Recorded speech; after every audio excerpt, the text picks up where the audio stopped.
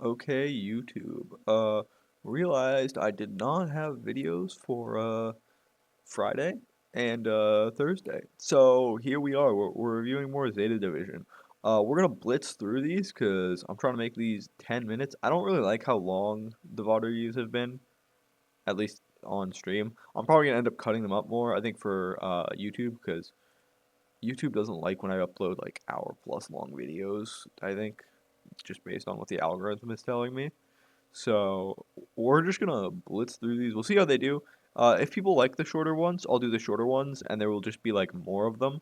So instead of uploading like maybe one, I'll upload like two instead, because I can cut up one of the longer VOD reviews into like two or three pieces usually. So we'll see. Anyways, draft time. Like the Sarah Ledge ban, don't like the Darkrai ban. As I keep saying, I don't know why we're banning Darkrai on blue side. The threat here is always that red side leaves it up because you can always first pick it. And even if you think Ho-Oh is really good, Darkrai still beats Ho-Oh. So there's no reason to be scared because, right, like in this scenario, even if they leave both Ho-Oh and Darkrai up, you still win.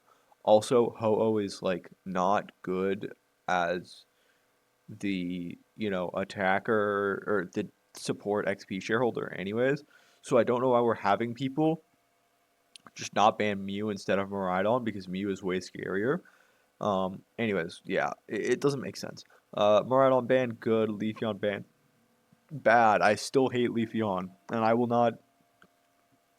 It's just too high variance. Like there's no reason to pick it if you think you're the better team, and there is no reason to ban it because it just like runs out of gas so fast.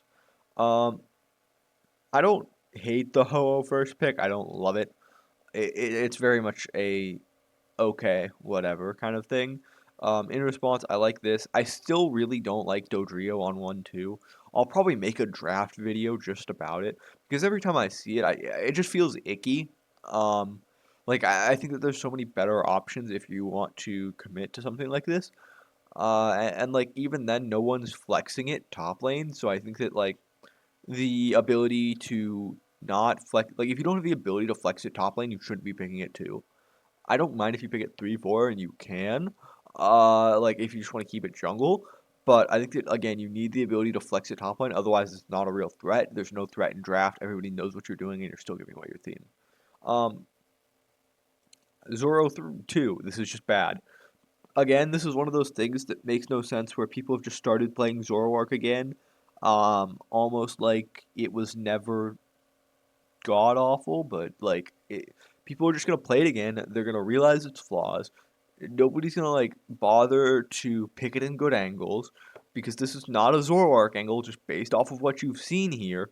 It makes no sense. Have no problem with Mew. I like it a bunch. I think it's probably the best one in the game still, except that with the big asterisk on it.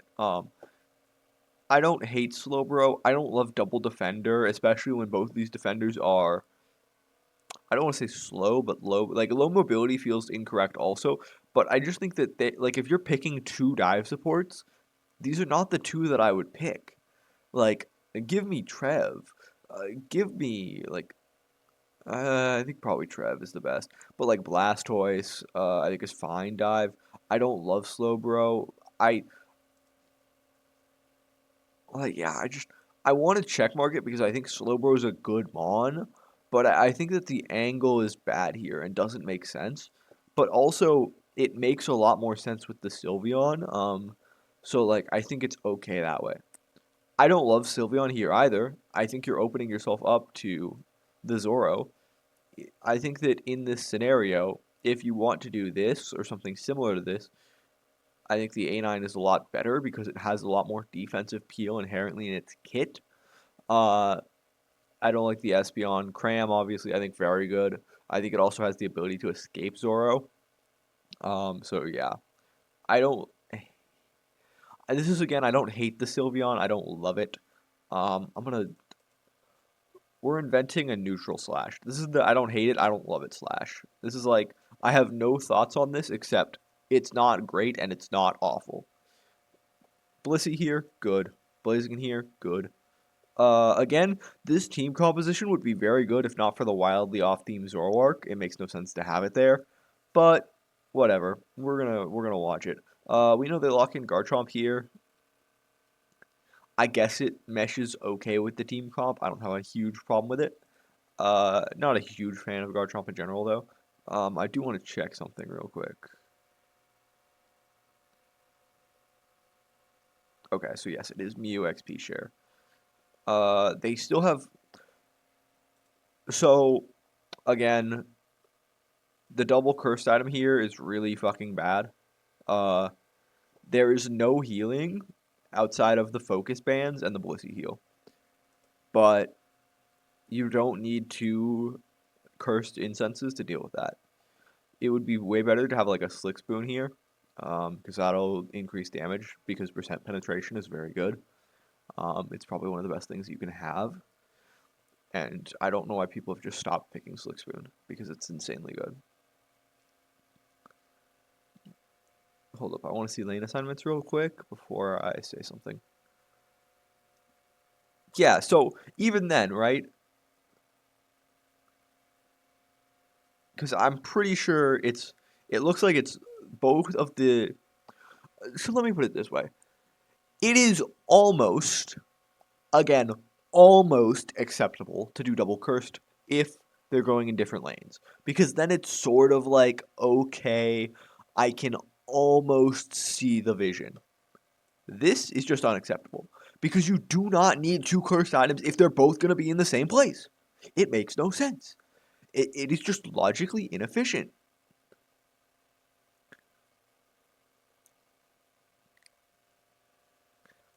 Also, I do really see this is the problem with watching these because the team Orange here executes a beautiful strategy macro wise. Because like what you can see here is they're going to give the Xatu to the uh Sylvia or to the so they're gonna wait until 950 and then they're going to give it to the Sylveon, right? They're going to give the Xatu to the Sylveon. And so that is going to get the Sylveon to level 3. And so it's not going to be able to be stunted at the level 4 spike, right? It can't be denied. Like, the level 4 spike is going to happen. And so now, because of this, the Dodrio is slightly behind. So they're going to give it the bunny right there, I think. And then it's going to go into its full clear. So the Dodrio is going to be slightly behind.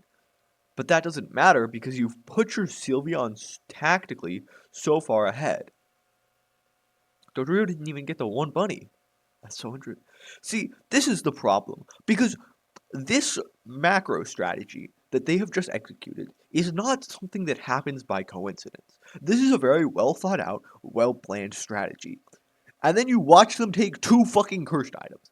Like it's so interesting from like a psychological a psychological standpoint because what they're doing is just ignoring a basic principle of like you don't need to double up, right? It's inefficient to have two of the same thing doing the same job. Instead, you can do the, having two different jobs.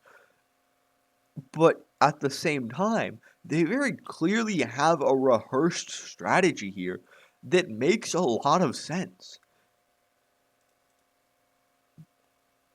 So it's just so weird. And so you can see here how they're trying to pressure out the enemy given. Wait, where the fuck is the Mew? They put the fucking Mew. I'm gonna lose my mind. Why? So this is this is a blunder by Zeta. Again, I hate the Mew top. I'm gonna consistently say it. People are misunderstanding why XP share Mew works and the fundamental principles they don't fucking get. Um, Obviously, these are my interpretations of the fundamental principles. Number one, XP share needs to be used on a Mon that doesn't care about level 1 through 4 and doesn't care about getting high level. It's really a strict condition, to be honest, because a lot of tanks get away with it because they're kind of piss useless level 1 through 4 anyway, so it doesn't matter. And they don't really need to get to a high level anyways to be useful because of how inherently good their kits are. Only a few attackers, I think, meet this condition. I think Mew is one of them. I think a lot of the Mewtwo's can get away with it. They're not necessarily great with it. Miraidon is another one that I'd put in that example. Um, but that's sort of where you're looking. But even then, you don't want to deny the XP shareholder farm because you want to put it with a farming partner. That way, the fact that it's not actively gaining as much XP is mitigated by the fact that the farming partner will be getting more XP. You don't need to put the Blaziken down bot. You put the Ho-Oh down bot and you let it farm bot. It's fine because you have the Mew to still secure, which will still give most of the XP to the Ho-Oh. There's no reason to put Mew top. Also, Ho-Oh is an XP hungry mon. You want to get as much XP as possible. There's just more XP in bot lane. It makes no sense to put the Mew top. It also just happens to be a huge benefit to the fact that the Sylveon does the level 4 strat. It's really fucking good. Also, did they get the... Pretty sure they got the... Yeah, because it was at 7.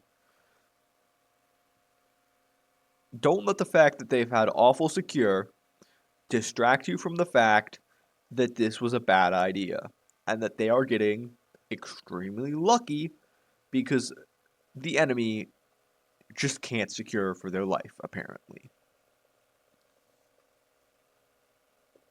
Like, they're taking the 50-50, and they won both 50-50s, and now results-based analysis says we were never wrong to begin with.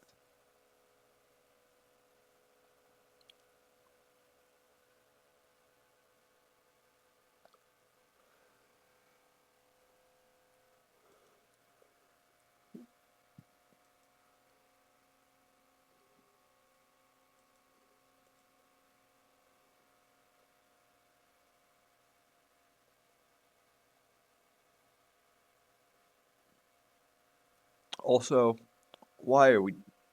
Like I said, I still hate Sylveon. This mon does no damage, but that's a... You can do a well-executed strat and have your mon still be garbage, and this is a great example of that, but, you know.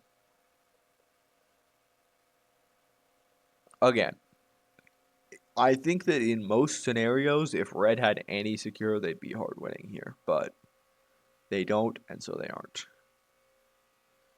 I would be interested to see that with like a good level 4 Evomon like Leafeon, where like if it gets level 4, it can really hard snowball. I don't think most of the evolutions are like that, but I think that's Leafeon is probably one of them. Anyways, good kill there onto the Blissey. So rotational wise, we see that there's a lot of people bot, right? They're putting a lot of focus in towards just getting a bot pressure.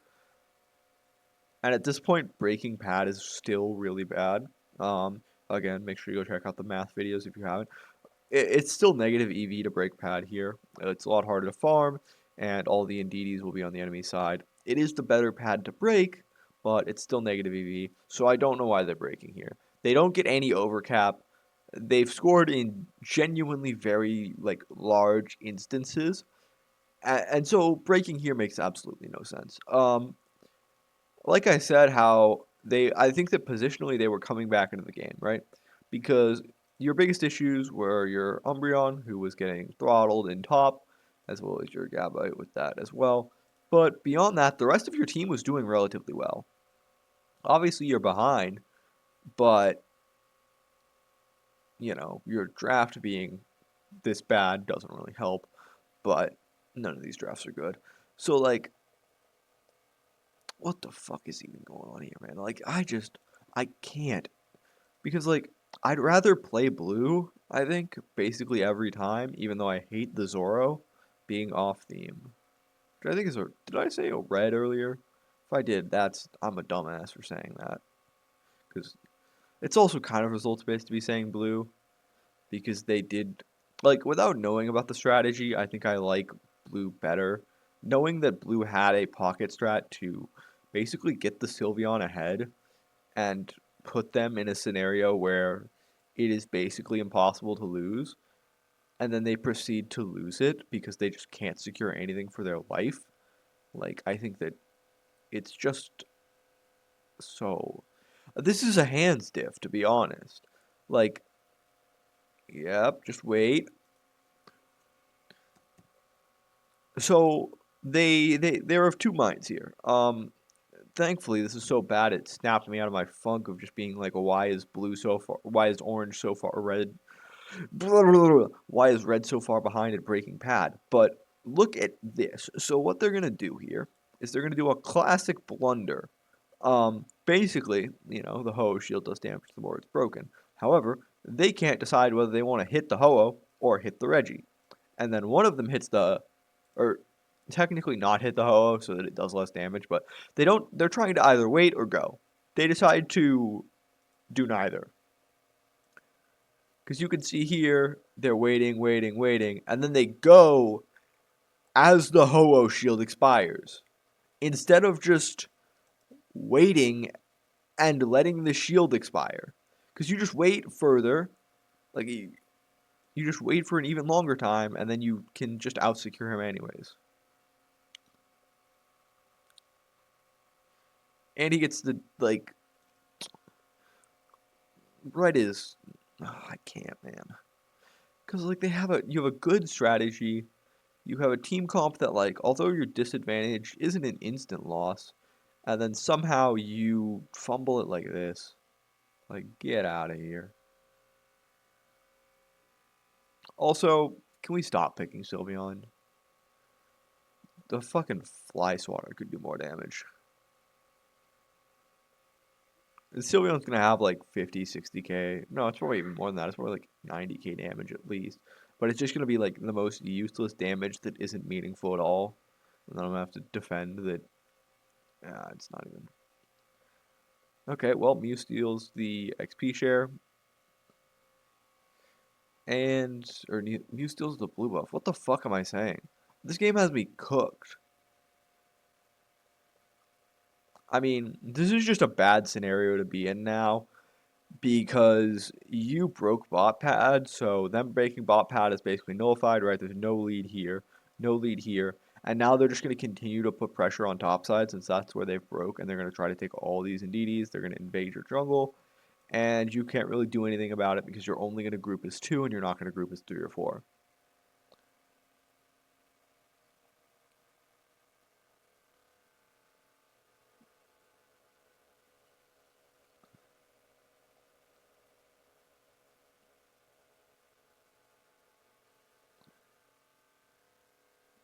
Yep.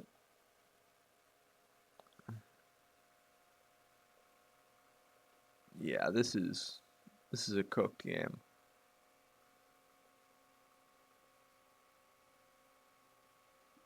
Oh, they get the Mew because the Mew was wildly out of position, but they can't do anything here. Yeah. This is a hand stiff game. It's slightly unfortunate because I think Red Side probably should have won if they just turned on their consoles or phones or whatever they play on. Because like I said, I think that their strategy was better. I don't think their draft was better in hindsight, obviously. But yeah. I guess really the only thing that I didn't like about Blue Draft was the randomly off-theme Zoro, but I need to start getting in the habit of making sure that I'm clear about which side I'm picking because I don't remember if I did or didn't do that or like write it down or something.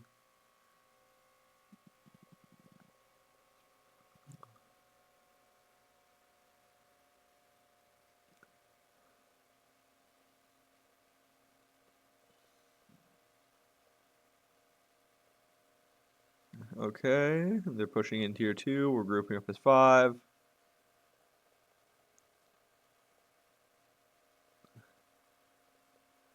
I know that they were standing on pad, but this is what I mean when I say that like you need to group as 3 or 4 because like it's just such a hard fight to win when you're playing a 4v4, 5v5 and you're not going to want to int if you're blue here. It's kind of like hard to play out. Like it's if they just did that with their jungle, they'd still have it for most of the game.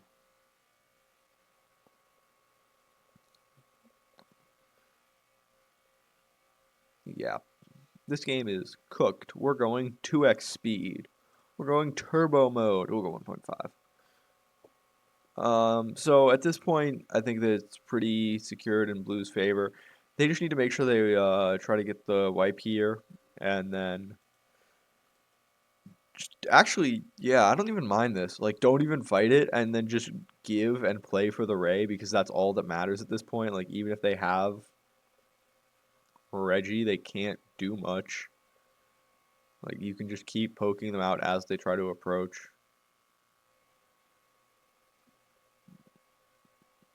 Yeah, there's no way for them to really get in here.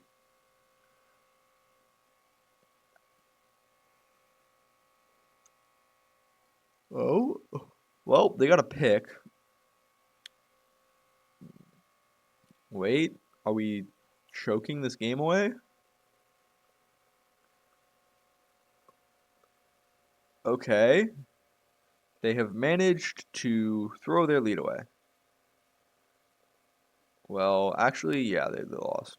Well, no, not for sure, but yeah. So this is the only sort of issue, I guess, with playing split, which is like you are playing into a Slowbro, and the Slowbro just flash ults the Blaziken. I think that's what happened here. Yep, flash ult the Blaziken, and then they're able to collapse on him, and then they're playing out the 4v5, and then the Mew sort of gets chased out. I don't know why Mew gets chased out. Zoro dies top, trying to dive. And then for some reason, the Mew is like thirsting over the Dodrio. And then they just have no way to secure. I mean, I guess good for Red. This is like they finally executed on something that their team comp can do. But yeah, that's game one. I'm gonna cut here and we'll go to game two in the next video. Hopefully, I don't lose my mind.